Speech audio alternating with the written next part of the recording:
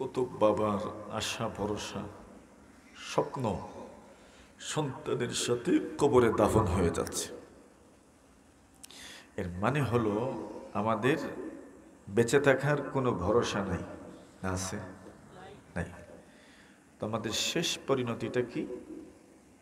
কবর। শেষ পরিণতি কবর। কবর আমাকে কি চিনে? কাসিমি? মহতামিম সাহেব? না। চাকরিজীবী? না। চেয়ারম্যান, মেম্বার কিছুই চিনে না। কবর বস এতটুকু চিনে আপনি আল্লাহর বান্দা হতে পেরেছেন কিনা। কার বান্দা? বান্দা মানে গোলাম। বান্দা মানে কি ভাই? গোলাম।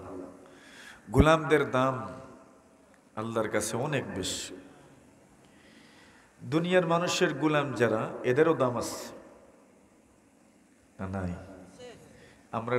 আমরার কাছে যারা আমাদের ঘরে চাকরি করে, এরা গোলাম না, এরা চাকরি করে। একটা সময় ছিল মানুষকে কিনত, তো ওই গোলামের কোনো ইচ্ছা ছিল না, কোনো মর্জি ছিল না, মালিক যা বলতো তাই হইত। ওই গোলামেরা কোনো টাকা পয়সার মালিক হইতে পারত না। তো আমরাও আল্লাহ তাআলার চাকরিজীবী না গোলাম? গোলাম। গোলামের দাম কেমন? দুনিয়ার মানুষের গোলাম যদি হয় তো দাম আছে। আবু যর গিফারি রাদিয়াল্লাহু তাআলা আনহু একদিন ওনার গোলাম রে এক গালি দিচ্ছেন। গালি কি? গোলাম, ওই সময়ের গোলামরা সাধারণত আবিসিনিয়ার হইতো, ইথিওপিয়ার, হাবশার, কালো হইতো, কালো, সুদানি, হাবশার, এরা তো যারা প্রবাসে থাকে সিনের আর কি পরিমাণ কালো এরা। এখন একদিন আবু যর গিফারি ওই গোলামরে গালি দিছেন, ইয়াবনা সাওরা, ইয়াবনা সাউদা, আরে ও কালো মহিলার ছেলে। কি বলছেন? আচ্ছা দেখেন না, আমরার দৃষ্টিতে এটা কোনো গালি হইল নি। আমরার দেশের মানুষে অত বড় বড় গাইল চিনে, মাথুন না? এই তুলনায় তো এটা কোনো গালি হই না। ইবনা সৌদা, কালো মহিলার ছেলে। ইয়াবনা সৌরা, বান্দির ছেলে। দুইটা শব্দ গোলামের কাছে বড় খারাপ লাগলো। আমি কালো মহিলার ছেলে, আমার মাকে কালো বানাইলেন কে? আমিও কালো হয়েছি, কি আমার রং কালো দিয়েছেন আল্লাহ পাক? আমার মা গোলাম, আমার মা ভাদি, ওটা আল্লাহই তো আমার মাকে এমন পজিশনে নিয়ে এসেছেন। আল্লাহর নবীর সাহাবী ওই গোলামের বড় মনে দুঃখ হলো।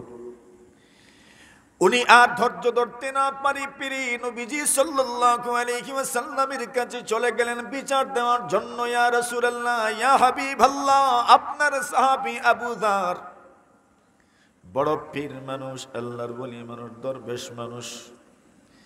আমাদের সমাজে কিছু মানুষ আছে দরবেশ, এরা দুনিয়া বিমুখ হয়ে চলে, দুনিয়ার সাথে এদের কোনো লেনদেন নাই, সবকিছুই যেন আখিরাতের জন্য করে। এমন মানুষও দুনিয়ার জমিনে আছে না নাই? ऐशो इशरत के लिए दुनिया नहीं, याद रख तो बंदगी मेहमान नहीं, याद रख तो बंदगी मेहमान नहीं। আল্লাহর বান্দা গোলাম নবীজির কাছে বিচার দিলেন, ইয়া রাসূলুল্লাহ, আবু যর আমাকে এমন ভাবে কথা বলেছেন, আমার মনে বড় দুঃখ লেগেছে। পয়গম্বর আর বিচার করতে দেরি করেন নাই, সাথে সাথে আবু যরকে ডেকে আনলেন। আবু যরকে বললেন, আবু যর, তুমি নাকি তারে এইভাবে গালি দিয়েছ? আবু যর আর মিথ্যা বলেন নাই। ওনাদের দিল তো এমন, যা বুকে তাই মুখী, মুখে এক আর বুকে এক এমন নয়, তাদের দিল তো একদম পরিষ্কার। উনি আত্মপক্ষ সমর্থন করে নিলেন, ইয়া রাসূলুল্লাহ, জি আমি গালি দিয়েছি। আল্লাহর নবীজির সাথে সাথেই ওনাকে ধমক দিলেন, ইন্নাকা মারউন ফিকা জাহিলিয়া। সে গোলাম হতে পারে, গোলাম হতে পারে, কিন্তু তুমি যদি তাকে গালি দাও, এমন ভাবে তুমি তোমার মার প্রফেশন তুলে যদি গালি দাও, তার মায়ের রং তুলে যদি গালি দাও, রাসূল বলেন ইন্নাকা মরউন ফিকা জাহিলিয়া, তুমি এমন মানুষ, তোমার মধ্যে বর্বরতা, মূর্খতা, অজ্ঞতা রয়ে গেছে।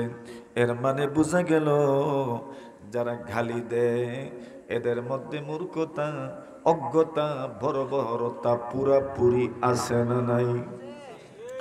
আল্লাহর নবীজি সাল্লাল্লাহু আলাইহি ওয়াসাল্লাম এইবার আবু যরকে বলেন, আবু যর, এরা তোমাদেরই ভাই, ইখওয়ানুকুম খামালুকুম, তোমাদের গোলামেরা তোমাদের ভাই, জাআলাহুমুল্লাহু তাহতা আইদিকুম, আল্লাহ এদেরকে তোমাদের অধীনস্থ বানায় দিয়েছেন। এখন রাসূল বলেন তোমরা যা খাইবা তাদেরকে তা খাওয়াও, যা পরিধান করবা তাদেরকে তা পরিধান করো, তোমাদের পোশাকে আর এদের পোশাকে যেন কোনো বেশকম না থাকে। আবু যর গিফারি বলেন ওই বিষয়টার প্রায়শ্চিত্তের জন্য আমি যতদিন বেঁচে ছিলাম আমার গোলামের পোশাক আর আমার পোশাকের মধ্যে সামান্য বেশকম ছিল না। সুবহানাল্লাহ। দেখেন দুনিয়ার গোলামের কত দাম আল্লাহ তাআলার কাছে। আল্লাহর হাবিব সাল্লাল্লাহু আলাইহি ওয়াসাল্লাম বলেন সালাসাতুল লাকুম আজরান, তিন ধরনের মানুষ এমন আছে যে তিন ধরনের মানুষ কি আল্লাহ পাক এক এক আমলের মধ্যে ডাবল সওয়াব দেন। জোরে বলেন সুবহানাল্লাহ। আল্লাহ রাসূল সাল্লাল্লাহু আলাইহি ওয়াসাল্লাম বলেন এক নম্বর হলো এমন মানুষ যার কাছে বাদী আছে, সে চাইলে ওই বাদীর সঙ্গে সহবাস করতে পারে, কিন্তু না, তাকে আজাদ করে দিল, এরপরে বিয়ে করলো, রাসূল বলেন ডাবল সওয়াব। আল্লাহর নবীজি বলেন যে ব্যক্তি আগের যুগের নবীর উপর ঈমান আনলো, মুহাম্মদুর রাসূল দুনিয়াতে আসার পরে উনার উপরও ঈমান আনলো, আল্লাহর রাসূল বলেন নবীজির উপরও ঈমান আনার কারণে ডাবল সওয়াব দিবেন। সুবহানাল্লাহ। তিন নম্বর বলেন ওয়ারাজুল ওয়াল আব্দুল মামলুক, এমন গোলাম যে গোলাম আল্লাযী আদ্দা হাক্কাল্লাহি ওয়া হাক্কা মাওয়ালিহি, যে গোলাম তার দুনিয়ার মালিকের হক আদায় করে এবং তার আল্লাহর হক আদায় করে। সুবহানাল্লাহ। কত বড় কঠিন না? আমরা স্বাধীন মানুষ, এরপরেও নামাজ পড়তে পারি না। আমরা স্বাধীন মানুষ, পাঁচ ওয়াক্ত নামাজ আমাদের পক্ষে আদায় করা সম্ভব হয় না, কিন্তু ওই লোকটা গোলাম, মালিকের মর্জি মতো চলতে হয়, মালিকের মতো করে কাজ করতে হয়, মালিকের মনটাকে খুশি রাখতে হয়, এরপরেও সে তার আল্লাহর ইবাদত করে, আল্লাহকে খুশি রাখে। আল্লাহ রাসূল বলেন ওই আমলের কারণে তাকে ডাবল সওয়াব দেওয়া হবে। আল্লামা ইয়াফিঈ রাহিমাহুল্লাহু তাআলা আল্লাহর একজন বান্দার কাহিনী বর্ণনা করেছেন। আল্লাহর বান্দা এমন এক মানুষ, একজন গোলাম, মালিক তাকে বিক্রি করে দিবি। গোলাম মালিককে গিয়ে বলে, মালিক আপনার ঘরে আমি কত আরামে আছি, আপনার ঘরে আমার ঘরের মতোই থাকি, আমার কোনো অসুবিধা হয় না, আপনি যদি আমাকে বিক্রি করে দেন কে যে আমাকে কিনে নিবে, আমাকে কাজে লাগাবে, ফরজ নামাজও পড়তে হয়তো দিবে না, আলাদা রুমও আমাকে হয়তো দিবে না, শুধু শুধু দিনের বেলা আপনার জন্য কাজ করি, ওই মালিক যদি বলে রাত্রিবেলাও কাজ করার জন্য কি বলবো? আল্লাহর বান্দা মালিক বলেন তবে আমার কি আসে যায়, আমার তো তোমাকে বিক্রি করতে হবে, আমার টাকার দরকার। আল্লাহ রাসূল বলেন কোন মানুষ যদি আল্লাহ তাআলার উপর নেক ধারণা রাখে, আল্লাহ তার জন্য রাস্তা বের করে দেন। কথা বলেন ঠিক নেই, ঠিক না? আনা ইনদা যান্নি আবদি বি, আমার বান্দা আমার ব্যাপারে যে ধারণা রাখবে আমি তার জন্য এমন ব্যবহার করব। আল্লাহর বান্দা বাজারে নিয়ে যায়, মালিক বাজারে নিয়ে যায়, ওই সময় গোলাম কেনার জন্য যখন মানুষেরা আসে, ওই মালিকদেরকে গোলাম শর্ত জুড়ে দেয়। এক নম্বর শর্ত হইল শুধু দিনের বেলা তোমার কাজ করব, রাত্রিবেলা তোমার কোনো কাজ করতে পারবো না, শুধু শুধু আমি রাত্রিবেলা আল্লাহর ইবাদত করব, আমি দিনের বেলা তোমার কাজ করব, তাও দিনের বেলা আমাকে ফরজ নামাজের অনুমতি দিতে হবে। এবং তিন নম্বর শর্ত হলো তোমার বাড়িতে আমার জন্য আলাদা একটা রুমের ব্যবস্থা করে দিতে হবে। আল্লাহর বান্দা মালিকেরা এই শর্ত শোনার পরে আর কেউ কিনতে চায় না। মালিক অধৈর্য হয়ে যাচ্ছেন। এমন একটা পর্যায়ে বাজারে নিয়ে গেলেন। আল্লাহর একজন বান্দা আসলেন।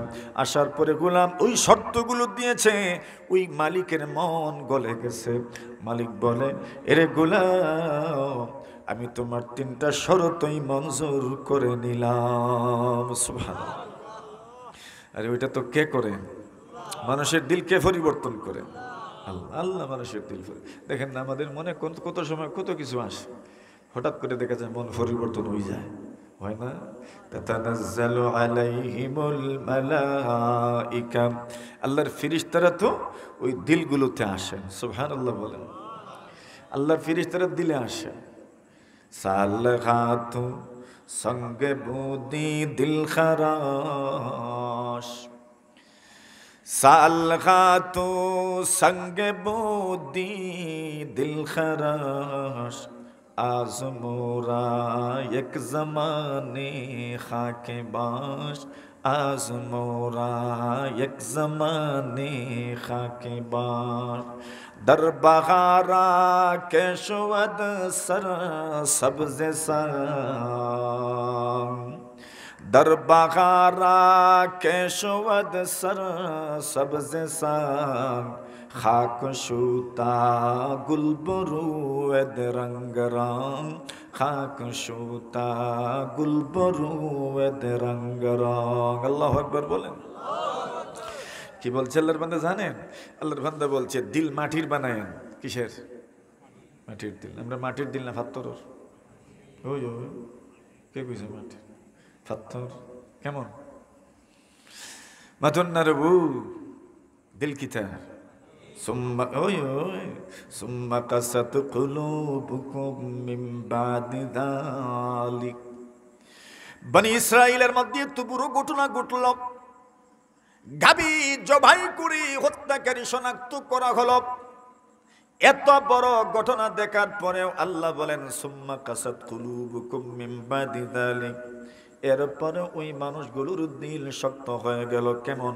ফাহিয়া কাল হিজারা, পাথরের মতো শক্ত। আও আশাদ্দু কাসওয়া, আর নাই আরো শক্ত। কিতার মতো? পাথরের মতো, আর নাই আরো শক্ত। তো আমরা দিল তো মাটি, আলহামদুলিল্লাহ বলে জুড়ে জুড়ে জুড়ে জুড়ে আলহামদুলিল্লাহ। মাটি যদি হয়, এই দুনিয়াতে মাটি দিয়ে কত ধরনের ফল ফলে, ফসল ফলে, ধানও ফলে, গমও ফলে, উড়িও ফলে, রামাইও ফলে, লুবিও ফলে, বেগুনও ফলে, মূলাও ফলে, আলুও ফলে। মাটি যদি হয়, রঙ্গ রঙ্গের ফল ফসল ফলে। আপনার দিলও যদি মাটির মতো হয়ে যায়, আপনার মধ্যে এমন এমন গুণ পাওয়া যাবে, পুরাটা সমাজ আপনি জয় করতে পারবেন। ঠিক না? পাথর যদি হয়, তা আপনার মধ্যে কোনো গুণ আসবে না। কেন? পাথরের জমিনে কিছু ফলেনি, নতুন না আপনারা কিচ্ছু ফলেন না। তো আপনার যদি দিল পাথরের। আচ্ছা আসেন, যে কথায় ছিলাম, এখন আল্লাহর বান্দা বললেন ঠিক আছে, আপনার শর্ত মঞ্জুর। কয়টা শর্ত? 3টা। মাশাআল্লাহ, কোটালপুরের মানুষ মনে আছে।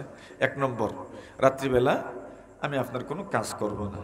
2 নম্বর, আমাকে আলাদা রুম দিতে হবে। 3 নম্বর, দিনের বেলা ফরজ নামাজ পড়তে দিতে হবে। আল্লাহর বান্দা এবার আলাদা রুমে গেল। মালিক বলেন যাও, যে রুম তোমার কাছে বেশি পছন্দ হয় ওই রুমটায় তুমি যাও। আল্লাহর বান্দা ওই রুমে গেল।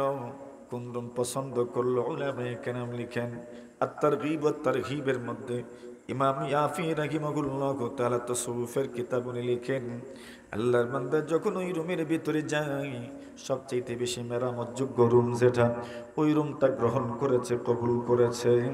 মালিক বলে এই রুমটা কেন কবুল করলাম? আল্লাহর বান্দা বলেন যে কাজের জন্য এই রুমে আমি থাকতে চাই, এই কাজের জন্য এই রুমটাই বেশি উপযোগী। আল্লাহর বান্দা রাত্রিবেলা তাহাজ্জুদের নামাজ পড়ে। মালিকের মনে হয় গোলাম ওই রুমের ভিতরে কি করে একটু দেখে নেওয়ার দরকার। রাত্রিবেলা গোলামের রুমের সামনে আল্লাহর বান্দা ঘোরাঘুরি করেন। শোনা যায় গোলাম দোয়া করে, আল্লাহ আমার মালিক আমাকে সুযোগ করে দিয়েছে, এই জন্য আমাকেও মাফ করে দিও আর আমার মালিককেও মাফ করে দিও। আমি যদি দুনিয়ার কোনো মানুষের মালিক না হতাম, তবে সারাটা রাতের মতো দিনের বেলা আপনার ইবাদত করতাম। মালিক মনে মনে চিন্তায় পড়ে গেল, এই লোকটাও তো আমার দিকে আঙ্গুল তুলে ফেলেছে, আমার গোলাম হওয়ার কারণে রাত্রিবেলা তার আল্লাহর ইবাদত করে, দিনের বেলা পারে না। এইবার মালিক বলে, যা যা যা, আল্লাহকে খুশি করার জন্য আমি তোমাকে মুক্ত আর স্বাধীন করে দিলাম। আল্লাহর বান্দা বলে, এতদিন পর্যন্ত গোপন রুমের ভিতরে, কক্ষের ভিতরে আমি কি করতাম? আমি আর আমার রব ছাড়া আর কেউ জানতেন না। আরে আশিক মাসুকের মধ্যখানে কিছু সম্পর্ক তো এমন আছে, এটা আল্লাহ ছাড়া আর কেউ জানে। মিয়া আশিক মাশুকর মুজেস্ত কিরামান কাতিবিরা হাম খবর নেস্ত। কিরামান কাতিবিনে বুঝিতে জানেন না, সুবহানাল্লাহ বলে। এশকের ফিরিতের ব্যাপার স্যাপার। আল্লাহর বান্দা বলে, আল্লাহ এতদিন পর্যন্ত তো আপনার আমার মধ্যখানে সিক্রেট ছিল, এখন তো মালিক জেনে ফেলেছে, আর বাঁচতে চাই না। সুবহানাল্লাহ। ইয়া সাহিবাস সির ইন্নাস সিররা কাদ যাগার ওয়ালা উরিদু হায়াতি বাদা মাশতাগার। আরে ও ভেদের মালিক আল্লাহ, এতদিন পর্যন্ত আমার গোপন বিষয়টা শুধু আপনি জানতেন, আর কেউ জানতো না। আজকে যখন মালিক জেনে ফেলেছে, আর বাঁচতে চাই না, এই মুহূর্তে আমার জান কবজ করে নাও। সুবহানাল্লাহ। আল্লাহ বান্দা মারা গেছে, দেখছেন, সে আল্লাহর গোলাম হয়ে গেছে। কার গোলাম? কার গোলাম? আল্লাহ ওই কথাই বলছে, ইয়া আইয়াতুহান নাফস আল মুতমাইন্না ইরজিই ইলা রাব্বিকি রাদিয়াতাম মারদিয়া। আল্লাহর দিকে ফিরে যাও, আল্লাহর দিকে ফিরে যাও। ফাদখুলি ফি ইবাদি, আল্লাহর বান্দা বান্দীদের দলভুক্ত হয়ে যাও। কার দলে? আল্লাহ বান্দা বান্দীদের দলভুক্ত। কে বলছেন?